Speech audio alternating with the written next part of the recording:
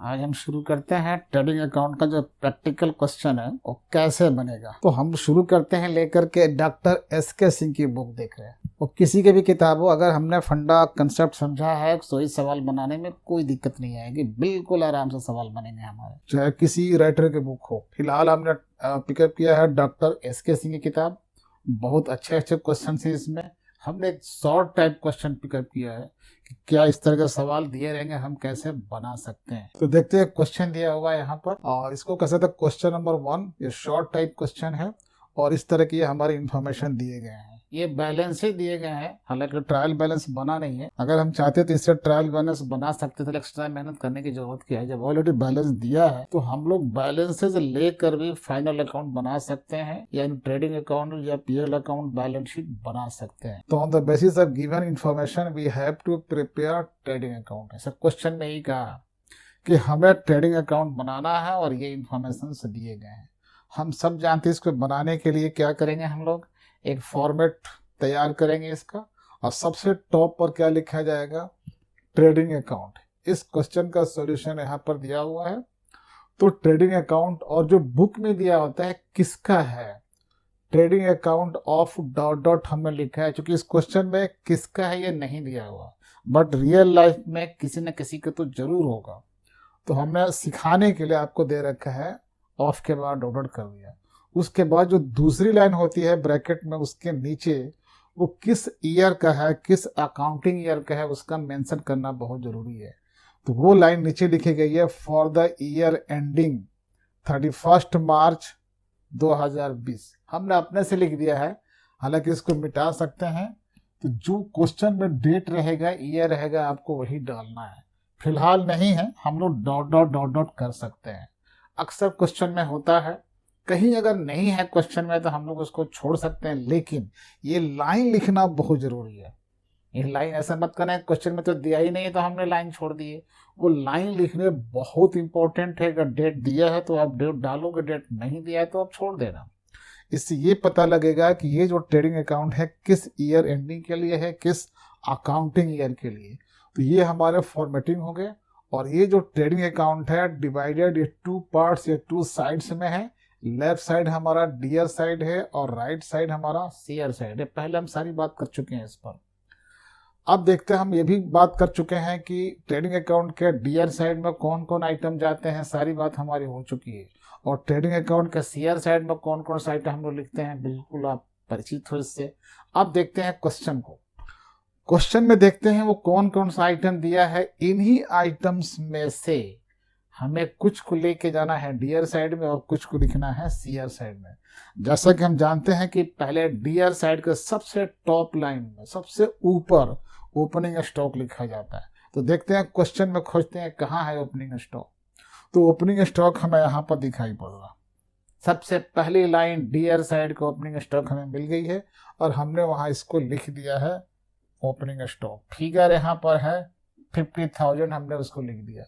अब हम जानते हैं कि ट्रेडिंग अकाउंट के डियर साइड में जो दूसरी लाइन आती है ओपनिंग स्टॉक के नीचे परचेजेस, उसको तलाश कर रहे कहाँ है क्वेश्चन में परचेज। तो देखना यहाँ है परचेज। परचेज है 2 लाख रुपया। तो ट्रेडिंग अकाउंट के डियर साइड में ये 2 लाख हमने इनर कॉलम में लिख दिया और उसमें से हमें माइनस करना होता है परचेज रिटर्न या रिटर्न आउटवर्ड या रिटर्न शेयर। इस क्वेश्चन में ऐसा कुछ नहीं लिखा है, सीधे यहाँ पर लिख दिया है परचेज रिटर्न। तो बड़े आराम से सीधे फिगर मिल गया, कितना 30,000। इसको हम परचेजेज में से परचेज रिटर्न को माइनस करेंगे इनर कॉलम में लिखकर, जैसा कि फॉर्मेटिंग हम लोग पहले डिस्कस कर चुके हैं। तो 2 लाख में से 30,000 माइनस कर रहे हैं, 2 lakhs माइनस 30,000। तो आउटर कॉलम में कितना आ जाएगा, 170, 1,70,000, 1,70,000 आउटर कॉलम में। ये नेट परचेज हुआ हमारा, ये नेट परचेज कहेंगे। तो इसको हम लोग कहते हैं आउटर कॉलम और ये अंदर लिख देते हैं। अब हमें देखना है कि बाकी ये 2 आइटम तो हो गया, ओपनिंग स्टॉक हो गया, नेट परचेज भी हो गया। उसके नीचे जो डायरेक्ट एक्सपेंसेज हैं, अब समझा चुके हैं डायरेक्ट एक्सपेंस किसको कहते हैं।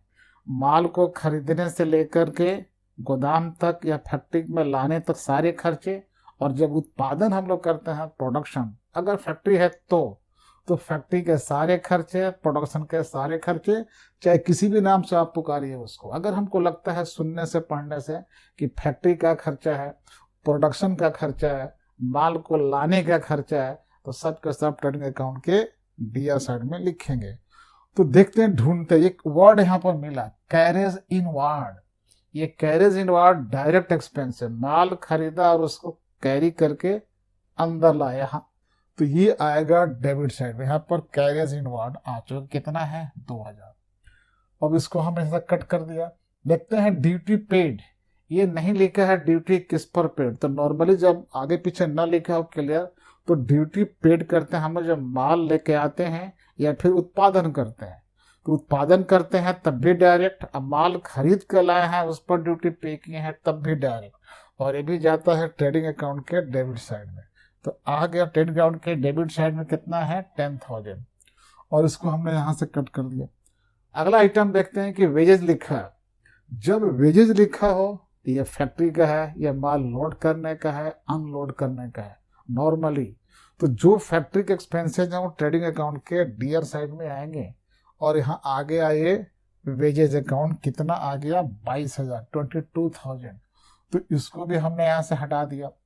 अगला आइटम देखते हैं कि गैस वाटर ETC लिखा हुआ। हम जानते हैं कि गैस वाटर कहाँ यूज किया जाता है, तो फैक्ट्री में यूज किया जाता है। अब फैक्ट्री का कोई भी एक्सपेंस क्या है, डायरेक्ट एक्सपेंस है, और जो डायरेक्ट है वो ट्रेडिंग अकाउंट के डीआर साइड में आएगा। जो नाम वहां लिखा है वही नाम हमको लिखना है। तो आ गए यहाँ पर गैस वाटर ETC। अमाउंट हम ले लेंगे वहां से, कितने अमाउंट है 6,000, और ये फिगर भी हमने ले लिया, कट कर दिया।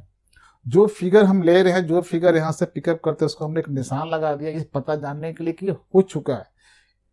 अब देखते हैं नेक्स्ट फिगर क्या है, ये सेल्स है। हम जानते हैं कि सेल्स ट्रेडिंग अकाउंट के CR साइड में आता है, और उसमें से हम लोग सेल्स रिटर्न को माइनस करते हैं नियम के अनुसार। तो देखिए जब सेल्स आ गया है तो CR साइड में लिखेंगे इसको नियम के अनुसार। तो यहाँ पर लिखा है बाई सेल्स 4 lakhs। अगर सेल्स रिटर्न दिया है, ये हमने टिक लगा दिया इसको। देखते हैं नीचे लिखा है सेल्स रिटर्न। जैसा कि हम सब जानते हैं कि सेल्स में से सेल्स रिटर्न को माइनस करते हैं, और माइनस करने के बाद आउटर कॉलम में लिखते हैं, उसको नेट सेल कहते हैं।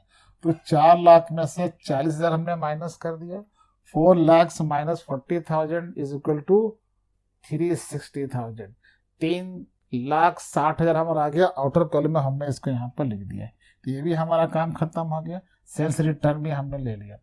ये सारा हमने टिक लगा दिया, इसका मतलब है सारे आइटम्स हमने ले लिया है। इसके उचित जगह पर, जहां जहां इसके जगह वहां हमने एंट्री कर दी है। इसकी एक बच गया अनटिक्ड, ये है क्लोजिंग स्टॉक। सोचो जरा, क्लोजिंग स्टॉक जाता है ट्रेडिंग अकाउंट में, किस साइड में जाता है, हम सब जानते हैं कि CR साइड में जाता है। फिर हमने इसको पिकअप किया यहाँ से और कहाँ लिख दिया, क्लोजिंग स्टॉक आ गया, CR साइड में आ गया। इस प्रकार हमने देखा कि जो क्वेश्चन दिए गए हैं, इस क्वेश्चन में जितने आइटम्स हैं या इंफॉर्मेशन से अपने अपने जगह पर वो चले जा चुके हैं। अब इस प्रकार हमारे ट्रेडिंग अकाउंट ये कंप्लीट है। लेफ्ट साइड हमारा डीआर साइड है और ये CR साइड है। अब करना क्या है, जब देखते हैं कि CR साइड के यहाँ 2 आइटम दिखाई पड़ रहे हैं, तो इसको हम लोग कहीं रफली जोड़ लेंगे।